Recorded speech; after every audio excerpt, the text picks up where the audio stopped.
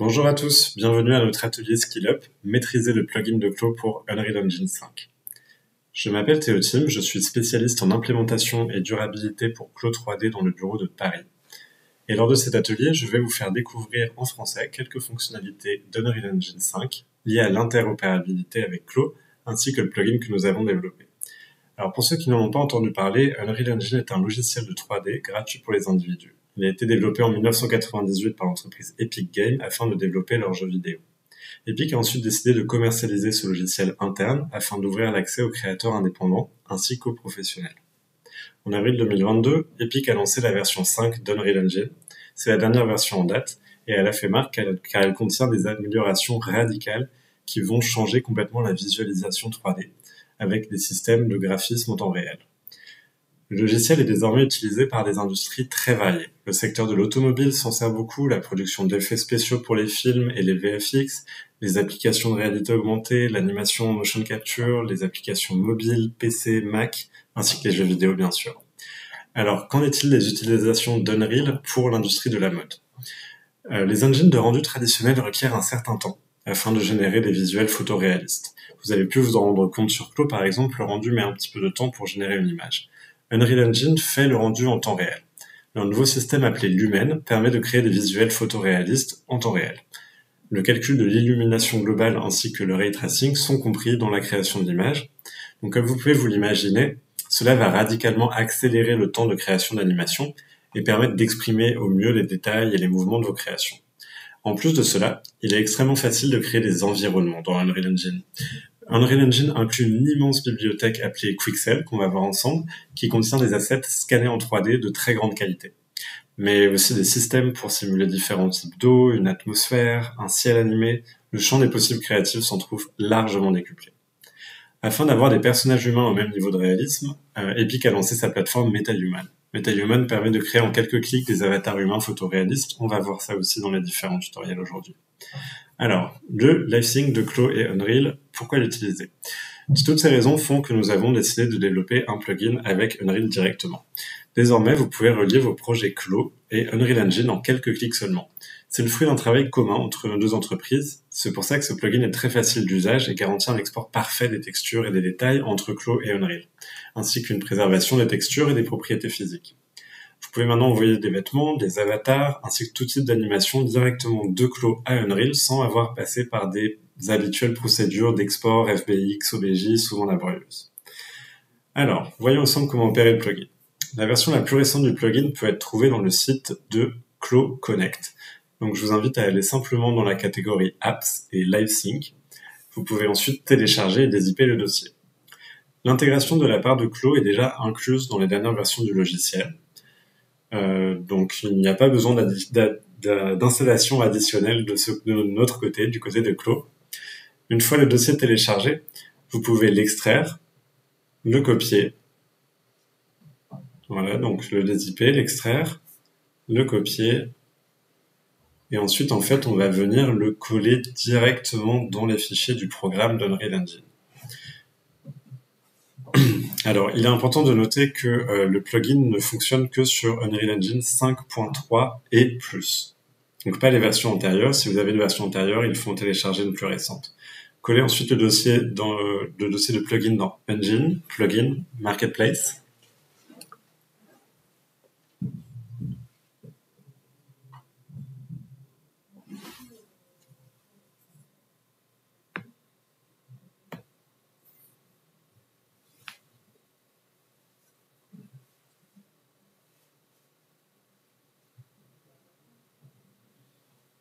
Ok.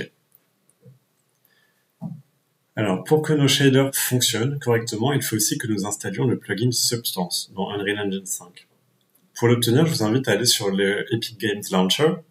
On va aller dans Marketplace et rechercher Substance. Donc Marketplace, on tape dans la barre de recherche Substance et ça va trouver Substance 3D pour Unreal Engine. Voilà, exact. Donc vous pouvez le télécharger et l'installer sur l'engine 5.3 ou supérieur. J'ai déjà effectué cette manipulation, donc j'ai un pop-up qui apparaît. Ça ne devrait pas être votre cas si vous n'avez pas déjà installé Substance. Ok, une fois les plugins installés, on va créer un premier projet.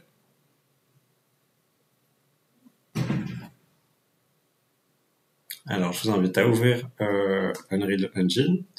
Alors, lors de la première ouverture de la journée, Unreal Engine peut être un petit peu long à ouvrir, c'est normal, il faut juste 1 ou 2 minutes le temps que ça charge.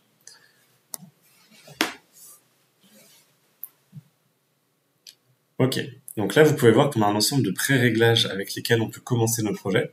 Certains sont orientés vers la visualisation de produits, d'autres vers des univers interactifs. Je vais commencer par un projet Automotive Product Design Blank, tout simplement parce qu'il inclut un éclairage et une caméra par défaut qui vont nous servir pour ce premier projet.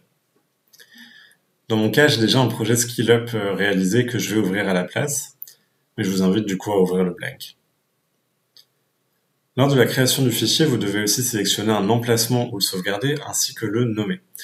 Faites juste attention parce que les noms de fichiers Unreal Engine ne peuvent pas contenir d'espace. Il faut donc mettre des underscores ou tirer du bas, ou bien des slash afin de nommer vos projets et de mettre de l'espace entre les mots. Ok, donc voilà, on va encore attendre 1 minute le temps que Unreal Engine crée le projet.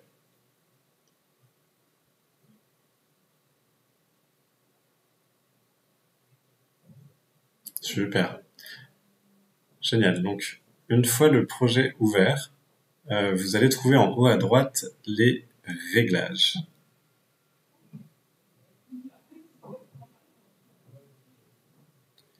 Réglages.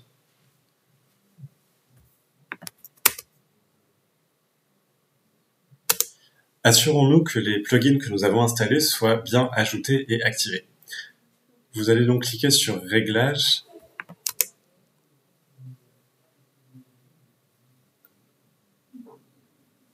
et Plugin, et ensuite on va chercher Clos et vérifier qu'il y a bien une encoche à côté de Clos.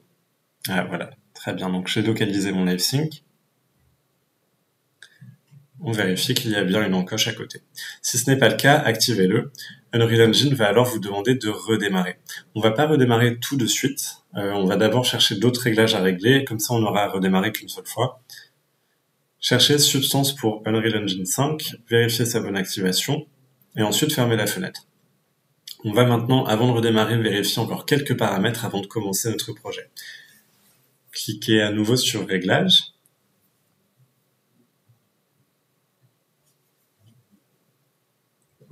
Alors dans Unreal, on a énormément de paramètres qu'on peut modifier, beaucoup plus que dans Clos. C'est pourquoi on va directement rechercher RHI, qui doit actuellement être sur DirectX 12.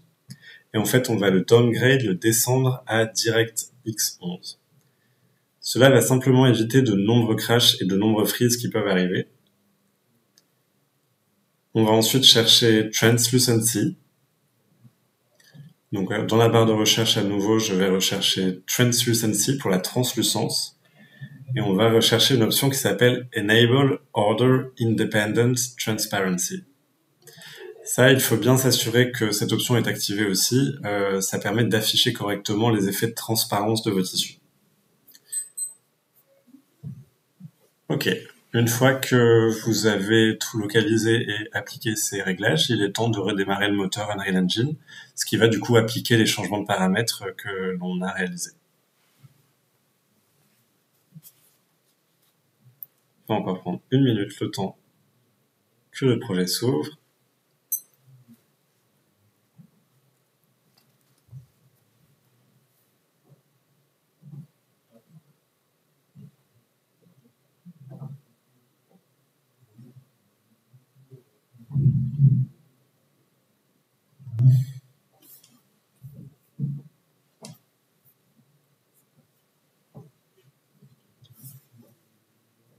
Ok, ça va être bon.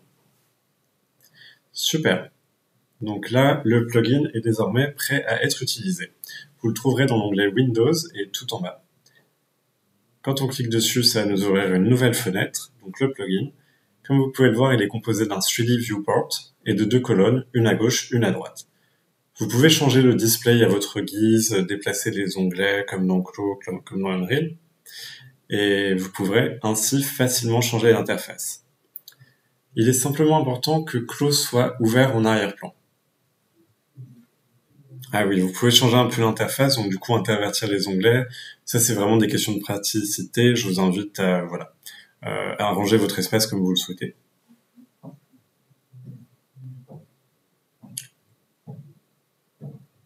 Ok. Donc là, je reviens sur Clo. Il est important que Clo soit toujours ouvert en arrière-plan quand on utilise le plugin. J'ai un projet de prêt, cet ensemble futuriste que je souhaite visualiser et que je vais mettre en scène dans Unreal. Avant cela, je vais vous montrer quelques astuces dans mon projet Clo afin d'améliorer la performance dans Unreal Engine. Tout d'abord, je vais passer mes surpiqûres en texture. Donc dans l'outil surpiqûre, je sélectionne l'ensemble des lignes, car les surpiqûres en OBJ, dans mon type de surpiqûre, je vais passer le type de surpiqûre de OBJ à texture. Tout simplement car les surpiqûres en OBJ demandent énormément de polygones, ça fait des maillages très compliqués, donc on va changer le type dans les réglages de la surpiqûre. Je vais bien sûr perdre ainsi un petit peu de détails, mais c'est assez minime par rapport au poids que cela représente. Dans ce cas-là, le visuel de la texture me convient. Assurez-vous que vous adaptez toujours le niveau de détail de votre projet avec votre besoin. Autre chose que vous pouvez optimiser, on va venir sélectionner l'ensemble des patrons. Donc je fais simplement une box select pour les sélectionner et je vais descendre dans l'éditeur de propriétés tout en bas jusqu'à divers ou miscellaneous et je vais ensuite passer le type de mesh, donc le type de maillage de triangle à quad. Donc cela va grandement réduire le nombre de faces que contient votre mesh sans affecter de trop la qualité du drapé. Ok, vous pouvez ensuite enregistrer le projet et revenir sur Unreal Engine où va se dérouler l'import. Vous allez avoir tout ce que vous avez à faire, c'est de cliquer dans le coin en haut à gauche sur l'icône du plugin. Vous allez avoir un pop-up vous indiquant de désactiver la simulation, d'être bien dans le mode de simulation, mais avec la simulation désactivée, sans rendu ni animation qui tourne en arrière-plan. Les animations peuvent être importées dans Unreal Engine, il faut juste s'assurer qu'elles ne soient pas en train d'être calculées pendant l'export. Confirmez donc avec OK et vous allez voir une demande d'update en bas à droite. Il suffira ensuite d'attendre que sa progression atteigne 100%. Alors cela peut prendre quelques secondes en fonction de la distance de particules, de la vitesse de votre PC et de la qualité de vos textures, mais une fois que le vêtement est importé une première fois, les mises à jour seront beaucoup plus rapides. Là, on était sur un vêtement un peu complexe, donc avec des superpositions des couches, du matelassage, donc il est possible que ça prenne une petite minute.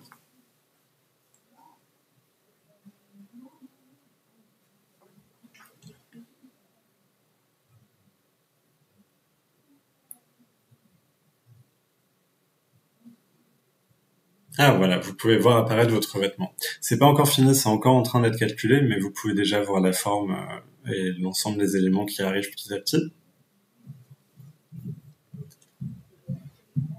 Alors, comment naviguer dans la fenêtre? La méthode la plus simple est de cliquer sur le vêtement et d'appuyer sur F. Cela va zoomer. Si vous appuyez sur Alt et faites un clic gauche, vous pourrez tourner autour. Si vous appuyez sur Alt et faites un clic droit, vous allez pouvoir zoomer. Voilà, donc là on tourne autour avec Alt et clic gauche. On zoome avec Alt et clic droit. Et si vous cliquez sur la molette, on va pouvoir pan, donc se déplacer sur les côtés. Voilà, exactement. La navigation est assez simple et instinctive. Il y a beaucoup de liens communs avec Clo aussi. Vous pouvez voir que tous les détails des vêtements et des tissus ont été importés, y compris la transparence sur la jupe, par exemple. On a aussi une bonne expression des effets métalliques. Tous les plis, vraiment tous les détails qu'on avait sur le mesh ont été importés, le tout en quelques secondes. Donc ça, c'est vraiment un gain de temps assez phénoménal par rapport aux imports-exports FBX, OBJ, comme je disais auparavant, qui sont extrêmement laborieux et qui ont tendance surtout à nous faire perdre beaucoup de détails lors de l'import. Alors, il y a plusieurs options pour avancer à ce moment-là. Le dossier est divisé entre vêtements et avatar sur la gauche. Pour le vêtement, vous pouvez cliquer sur enregistrer l'objet sélectionné et choisir ensuite Static Mesh si vous souhaitez ne garder que la géométrie et Géométrie Cache si vous souhaitez garder la géométrie ainsi que l'animation de l'objet. Pour l'avatar, vous pouvez enregistrer le static mesh, le skeletal mesh, qui inclut aussi le rig de l'avatar. Si vous avez ensuite une animation de corps que vous souhaitez appliquer sur l'avatar, vous pourrez ainsi facilement appliquer l'animation au skeletal mesh de l'avatar directement dans Unreal aussi. Donc allons-y, sélectionnons le vêtement en Geometry Cache, car j'ai dans le projet clos des animations. Le mesh est en train d'être préparé, tout cela va se faire dans l'arrière-plan. Il faut lui laisser du temps, ça peut être un peu long, mais c'est toujours moins long que de tout faire manuellement. Ok. Une fois généré, vous allez choisir où sauvegarder le Geometry Cache. Hop. J'attends encore un petit peu.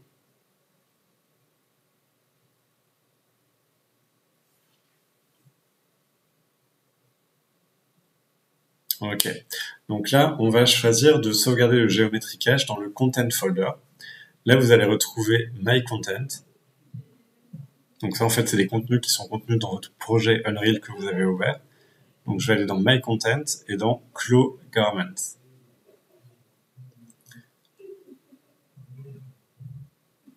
Une fois que vous avez choisi un directoire, vous pouvez nommer le fichier ici et cliquer sur Enregistrer. Donc le fichier va tranquillement se sauvegarder. Là, en fait, ce qu'on fait, c'est qu'on importe le vêtement dans le plugin et ensuite on l'enregistre dans le fichier vraiment du projet qu'on vient de créer.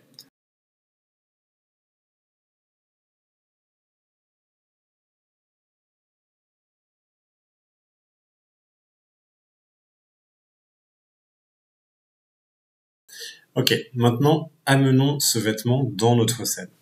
Je reviens sur l'onglet de mon projet et je vais ouvrir le Content Drawer en bas à gauche.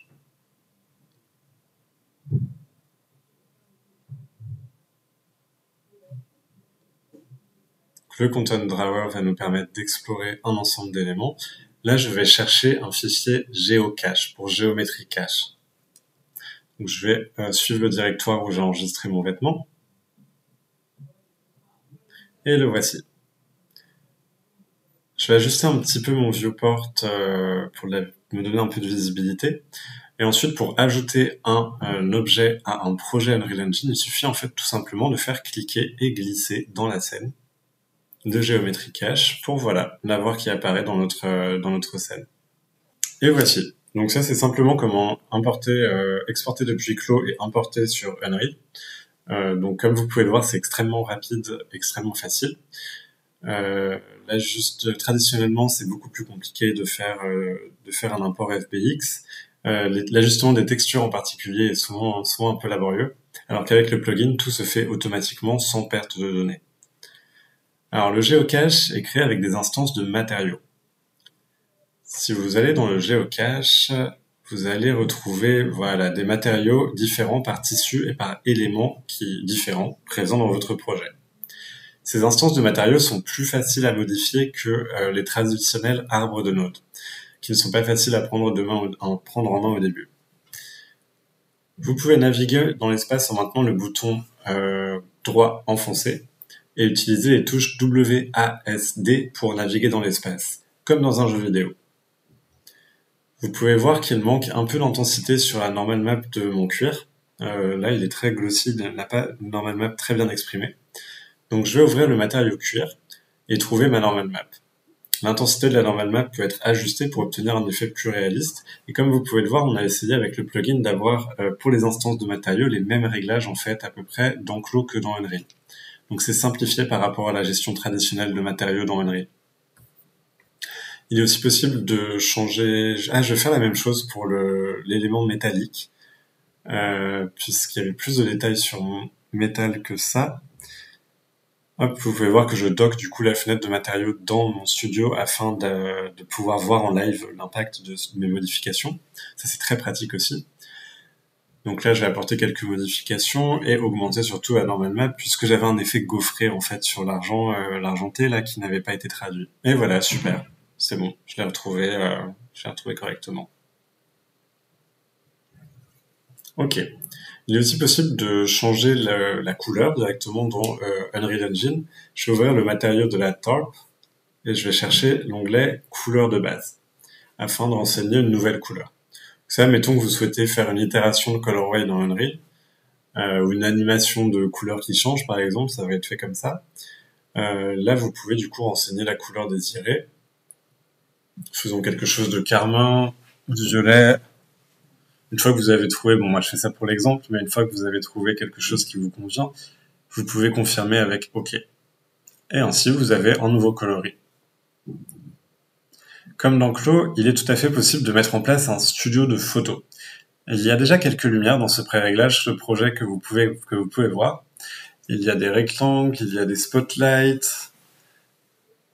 Ouais, il y a tout un ensemble d'éléments qui est déjà inclus avec le projet de base. C'est pour ça que j'avais préparé, choisi un preset et préparé un petit peu avant. Hop. Vous voyez, là, mon installation est très minimale. Hein. C'est un spot, un rectangle et une lumière d'ambiance. Ok. Si vous souhaitez cacher les icônes des lumières, vous pouvez simplement appuyer sur G sur votre clavier. Et voilà. Donc là, on a un petit lighting setup de base. Maintenant, on va créer un environnement. Une des grandes forces de Unreal Engine, c'est sa capacité à créer des environnements. C'est extrêmement motivant, super créatif. En fait, ils ont un lien avec ce qu'on appelle le Quixel. Donc, vous pouvez le localiser ici. Content Drawer, ajouter Quixel Content. Quand vous ouvrirez Quixel pour la première fois, il faudra tout d'abord vous connecter à votre compte Quixel. Donc c'est le même, je vous conseille d'utiliser le même compte pour Epic, pour tous les trucs Epic Games, donc que ce soit Unreal Engine, Quixel Bridge ou MetaHuman qu'on va voir après. Je vous conseille d'avoir un compte pour tout, c'est quand même beaucoup plus simple. Ok. Et une fois connecté, vous allez pouvoir explorer et sélectionner parmi la bibliothèque est énorme. Je crois qu'il y a plus de 13 000 modèles dessus, qui inclut de nombreux éléments ainsi que de nombreux matériaux, de tout de très haute qualité. On est principalement sur du scan 3D de haute qualité. Là, vous pouvez voir par exemple que si je cherche stone, je vais avoir à la fois des éléments 3D et des matériaux que je peux appliquer à des éléments. Donc il y a énormément de contenu. Pour télécharger un élément, vous pouvez choisir différents niveaux de qualité selon la définition et le poids de ce que vous souhaitez accorder à votre projet. Cliquez ensuite sur le bouton de téléchargement et une fois cela fait, vous pourrez l'ajouter, ce qui va l'ajouter en fait dans votre Content Drawer de votre projet, exactement comme on a enregistré le vêtement depuis Clos.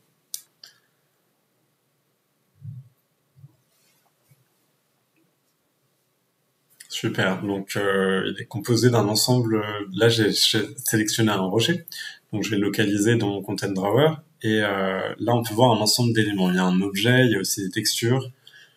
Si vous souhaitez avoir le petit aperçu de différents, mettre l'aperçu à jour, pardon, là je vois que c'est que des icônes grises, vous pouvez tout simplement les sélectionner et les déplacer un petit peu, parfois c'est juste un petit problème de chargement, et voilà, génial. Là, il y a un static mesh, une instance de matériaux et une texture. Vous pouvez ensuite faire glisser dans votre projet l'objet complet, le static mesh. Super. Ce qui va en fait du coup l'ajouter à votre projet. Donc là, vous pouvez voir, c'est vraiment un objet de très grande qualité, vraiment très joli. Vous pouvez en ajouter autant que vous voulez d'ailleurs. Et vous pouvez répéter l'opération plusieurs fois. Pour dupliquer un objet, vous pouvez aussi appuyer sur la touche Alt en faisant glisser autour d'un gizmo. Donc là, on retrouve un système de gestion des éléments par gizmo. Si vous appuyez sur la touche Espace, vous pouvez naviguer entre différentes options. Rotation, scale, déplacement. J'ai oublié la dernière, mais voilà. Vous avez différentes opérations de gizmo en fait que vous allez pouvoir entre lesquelles vous allez pouvoir naviguer à l'aide de la barre d'espace. Super. Avec un seul objet, vous pouvez ainsi obtenir des variations et cacher la répétition de l'élément.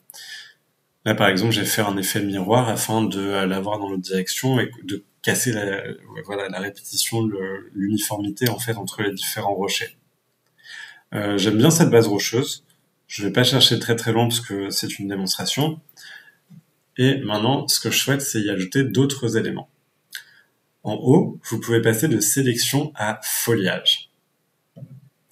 Le mode foliage va vous permettre de créer des bosquets, des prairies, d'ajouter naturellement des plantes, ainsi que de définir leur répartition dans votre projet. J'ai dans mon dossier Megascan un sous-dossier 3D Plants que je vais aller chercher. Et donc les static mesh qui sont présents ici vont être compris par l'outil foliage comme étant du foliage. Je vais donc sélectionner ce que je souhaite planter dans mon projet. Je vais ajouter aussi des variations d'échelle. Ensuite, en fait, vous pouvez définir la densité, la répétition de certaines plantes par mètre carré. Dans les options, vous avez aussi une option d'échelle qui va permettre de donner de la variation entre les mêmes plantes. Donc, par exemple, si vous avez 3 pissenlits sur 1 mètre carré, ils peuvent ne pas tous être de la même taille. Ça permet de donner beaucoup de réalisme parce que dans la nature, toutes les plantes ne poussent pas à la même vitesse. Là, vous pouvez voir la grosse orbe qui du coup en fait est ma brosse. La brosse est visualisée sous forme de sphère dans l'outil foliage et qui va permettre tout simplement de peindre. Donc là, je fais simplement un clic gauche et je viens en fait peindre mes objets plantes dans ma scène. Vous pouvez bien sûr régler la taille de la brosse et simplement la passer dans l'environnement. Voilà. Une fois que vous avez appliqué vos plantes, vous pouvez ensuite retourner dans le mode sélection. Parce que maintenant, notre scène est prête. Donc là, je vais considérer que ma scène est finalisée. À vous de créer des animations de caméra si vous le souhaitez. Il y a de nombreux tutoriels pour tout apprendre en ligne. Des animations de caméra et aussi sur le séquenceur, donc l'outil vraiment de rendu d'animation de Unreal Engine. Ça, je vous invite à vous documenter personnellement. On n'a qu'une heure là, donc je vais essayer de vous montrer plutôt les choses en lien avec Clo. Et pour les fonctionnalités vraiment Unreal, comme par exemple le terrain ou le foliage avancé, je vous laisserai voir ailleurs. En haut, vous allez aussi voir le bouton Play qui permet d'activer les animations présentes dans votre projet. Donc là, on se rappelle que j'avais importé mon vêtement comme un Geometry Cache parce qu'il contenait une animation. Et voilà, donc ça, c'est l'animation que j'avais faite dans Clo, qui a bien été importée avec le projet Clo. Et quand j'appuie sur Play dans Unreal, eh bien, le projet s'anime. Super. Alors, passons maintenant à MetaHuman, sans transition aucune. Le MetaHuman, c'est la plateforme de création d'avatars réalistes. Accédez à la plateforme en vous connectant simplement avec votre compte Epic et sélectionnez la version d'Unreal Engine que vous utilisez. MetaHuman est vraiment super facile d'utilisation. C'est un extrêmement bon outil pour créer des avatars humanoïdes d'un réalisme vraiment frappant. Je vais lancer le MetaHuman Creator. Là, ça peut prendre 1 minute. Ça dépend du nombre de personnes dans la queue pour accéder au service.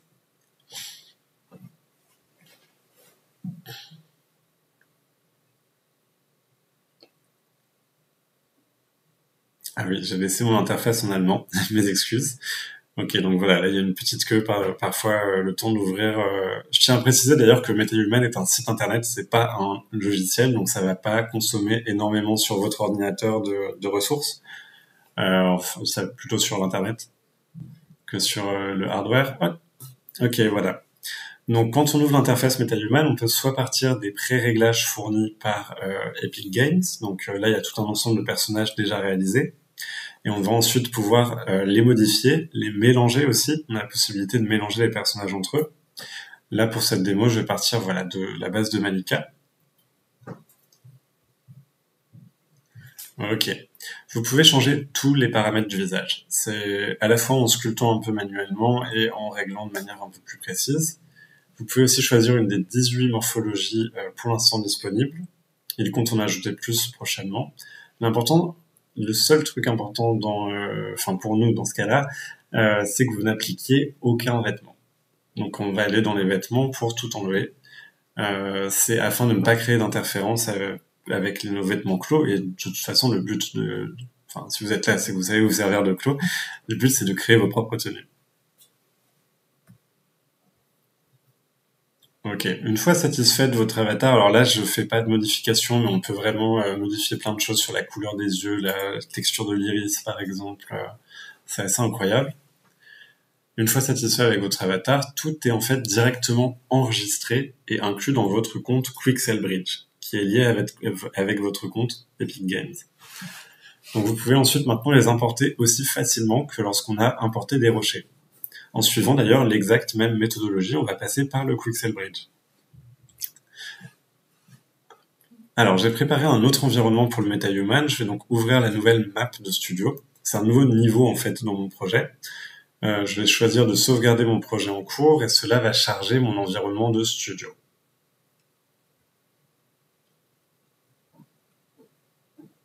Je fais ça encore une fois, pas pour vous cacher des choses, mais juste pour gagner un peu de temps puisqu'on fait une démo de 1 heure seulement.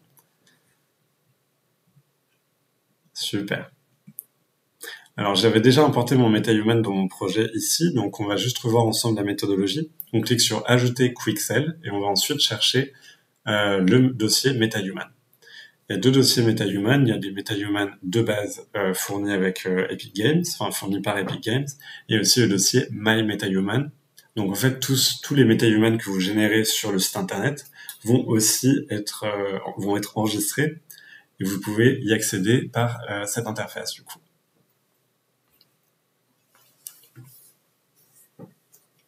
Hop, donc on clique, on sélectionne le niveau de détail, on ajoute, on télécharge et on ajoute au projet. Ensuite, moi je vais retourner à mon studio. Vous pourrez ensuite du coup cliquer et glisser votre MetaHuman dans le projet. Et une fois sélectionné, assurez-vous simplement qu'il soit positionné à 0, 0, 0 de coordonnées, donc là sur la droite dans les réglages. Voilà, donc juste qu'il soit bien positionné à l'origine, ça va être plus simple pour les opérations qu'on a à faire après. Je vais maintenant créer un nouveau level sequence. Il y a plusieurs méthodes pour importer le MetaHuman dans Clos. La méthode la plus simple que je vais vous montrer, c'est de créer un nouveau niveau de séquence. Donc là, voilà, on peut choisir de l'enregistrer où on le souhaite. Je vais le nommer MetaHuman juste pour, voilà, pour des questions de facilité. Et ensuite, vous pouvez enregistrer. Là maintenant, je vais sélectionner le MetaHuman dans mon outliner en haut à droite et le faire glisser dans la séquence en bas.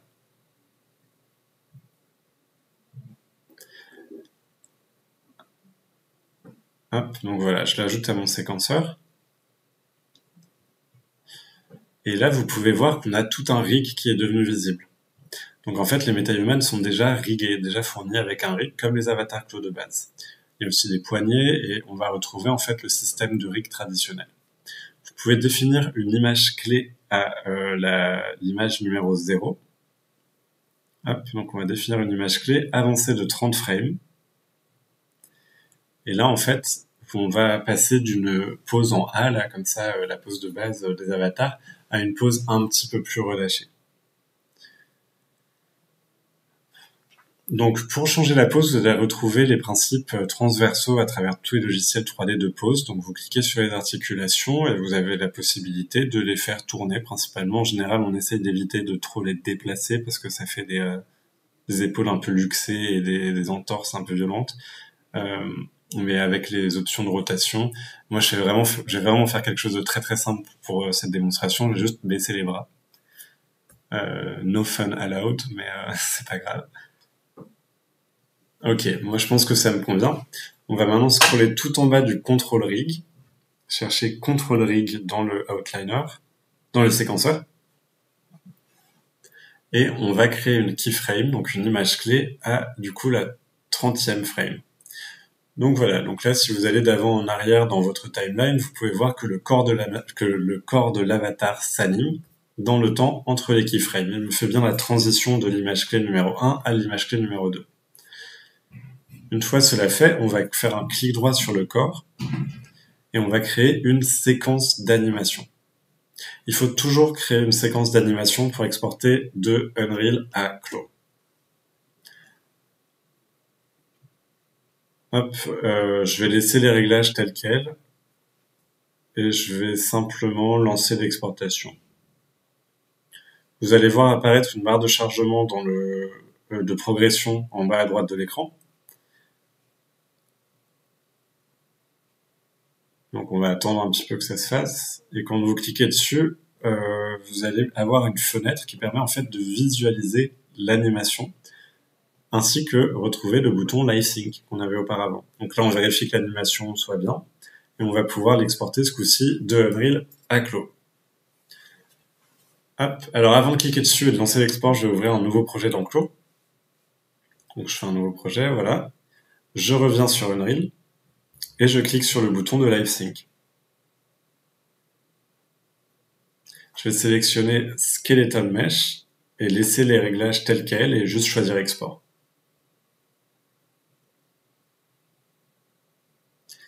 Et voilà, vous pouvez voir que le MetaHuman a été importé dans Clo. Alors il apparaît sans texture car nous n'avons besoin que de la structure physique en fait du MetaHuman afin de construire nos tenues dessus. Puisque nous ferons dans tous les cas le rendu dans Unreal Engine, j'ai vraiment pas besoin de relier manuellement toutes les textures de l'avatar à l'avatar Clo. Je vais y appliquer un vêtement et je vais prendre simplement le t-shirt de base qui est fourni avec toutes les versions de Clo dans la bibliothèque de base. Je vais quand même prendre le temps de l'ajuster, hop, et activer la simulation. Alors, si vous vous rappelez des réglages pour exporter, je vais changer le type de mesh à quad et la distance de particules à 8. Je l'avais pas précisé avant, mais la distance de particules à 8, ça permet d'avoir un bon ratio niveau de détail et poids du fichier. C'est entre 5 et 10, quoi. Et je vais ensuite y appliquer un tissu. Donc là, moi, je vais faire quelque chose de très très simple, encore une fois, pour le grid de l'animation. Si vous voulez faire quelque chose de plus créatif, c'est mieux. Je vais simplement prendre un coton canvas, et ensuite je vais en changer la couleur juste pour apporter une itération et montrer que la texture est bien exportée de Clo à Unreal. Voilà, donc un petit t-shirt vert. J'active la simulation pour vérifier que le tombé soit correct. Super. Maintenant, si vous allez dans le mode animation, vous allez voir que la séquence d'animation de l'avatar a été incluse dans l'import de l'avatar. Alors, assurez-vous que la simulation soit désactivée dans Clo.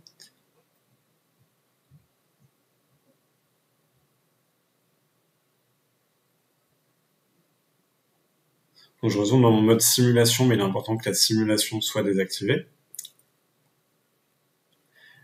Et retournons ensuite sur Unreal Engine. Hop, Windows, Clo, Live Sync, et maintenant on va appuyer sur Update.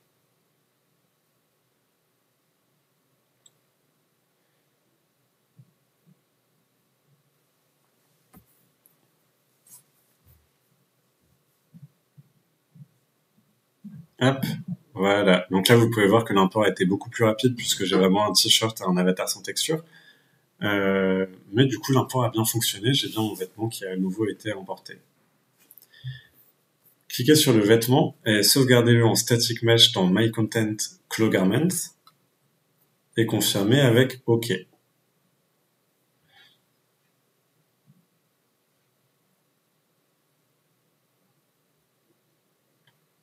Ensuite, nous allons quitter le séquenceur en le fermant tout simplement, ouvrir le Content Drawer, ouvrir le Content Drawer et localiser le static mesh du coup qu'on vient d'ajouter à notre projet. Voilà, donc là on retrouve 3 éléments. Et le static mesh qui a été sauvegardé un petit peu. Ah oui, il y a le static mesh et il y a un dossier avec ses textures. On va le faire tout simplement glisser dans notre scène. Et pour le positionner, on va le faire avec les réglages directement. Appliquer les mêmes coordonnées de localisation que l'avatar, donc 0, 0, 0, pour qu'il soit à l'origine. Et afin que, voilà, super, que le t-shirt se drape sur l'avatar. Alors, comme il nous reste un petit peu de temps, on va essayer d'appliquer une animation à notre MetaHuman. Alors, vous allez aller dans le MetaHuman dossier de votre Content Drawer. On va faire un clic droit sur... Hop. Ah oui, clic droit au fond pour faire animation et retargeting. Normalement, il y a une option qui s'appelle IK Retargeter. Génial. Je vais le renommer MetaHuman.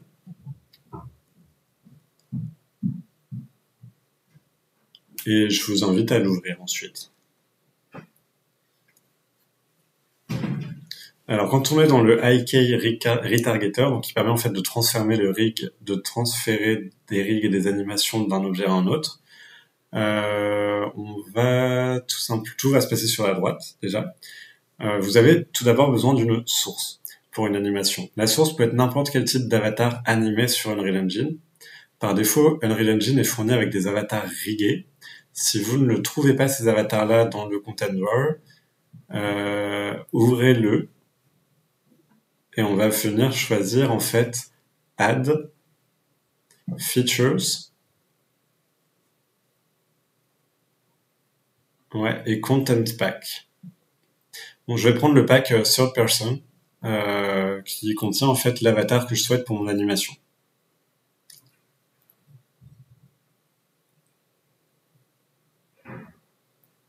Ok. Donc maintenant, j'ai tout le contenu de ce pack de base qui a été intégré et je peux retrouver mon avatar. Génial. Ok. Donc ça, c'est le IK Mannequin. Il est assez grand et c'est l'avatar masculin aussi. Je vais donc chercher l'avatar féminin. Super. Voici donc mon source rig et mon source mesh. Donc c'est les deux composants de l'avatar, c'est un rig et un mesh. Et je vais souhaiter en fait appliquer ce rig et ce mesh à mon MetaHuman.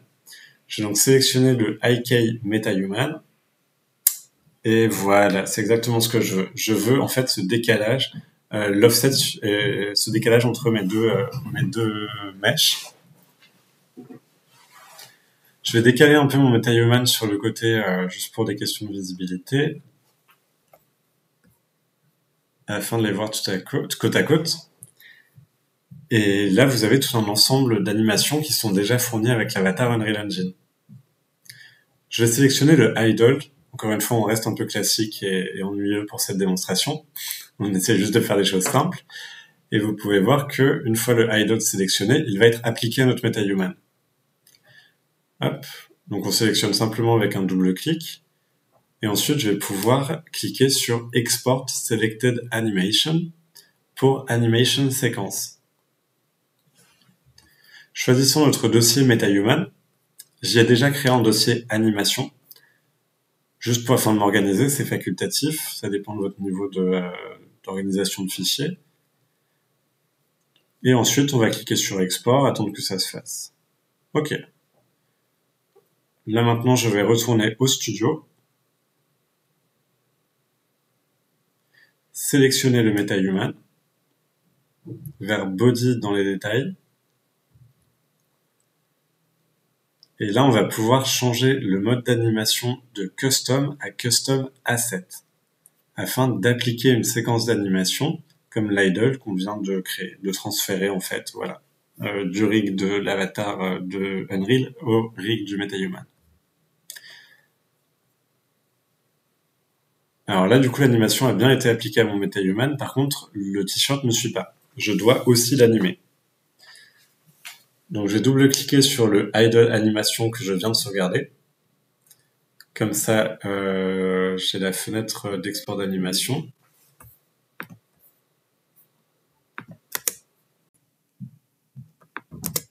Et je peux à nouveau cliquer sur le Live Sync. Cliquer sur Skeletal Mesh et ensuite exporter. Donc en fait, ce qu'on va faire, c'est que maintenant qu'on a appliqué l'animation à notre avatar MetaHuman, on va le réexporter vers Clo pour avoir généré en fait l'animation du textile sur cette animation. Ok, donc Skeletal Mesh export. Ensuite, je retourne à Clo. Et un peu de temps de chargement, pardon.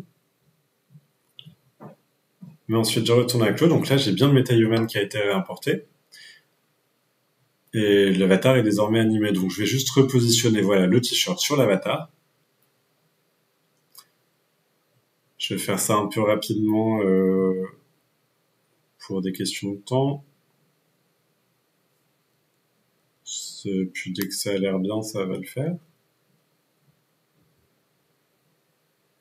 Voilà, je lance la simulation. Bon, ça se corrige tout seul, très bien.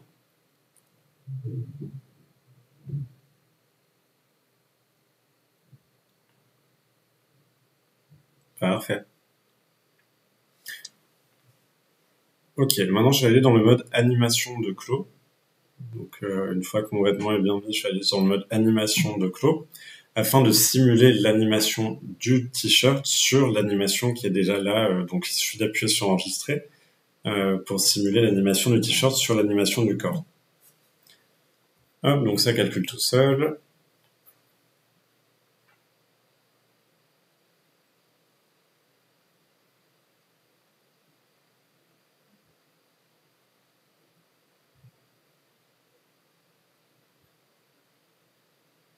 Et c'est assez, je vais donc retourner sur Unreal Engine et updater le live sync.